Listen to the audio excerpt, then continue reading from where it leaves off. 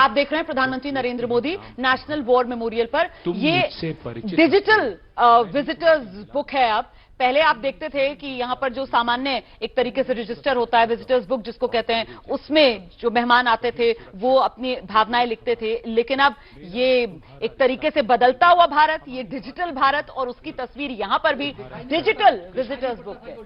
बिल्कुल digital visitors book में प्रधानमंत्री नरेंद्र मोदी ने अपने भाव साझा किए हैं। जी आइए कॉमेंट। जनसेना ने जो बोला, मैं उस बात को थोड़ा आगे लेके जाता हूँ। ये जो लास्ट पोस्ट और राउज का रिलेशन है वो ये है कि एक आत्मा जैसे जाती है तो वही आत्मा दोबारा जन्म लेके फिर से नए रूप में आती है।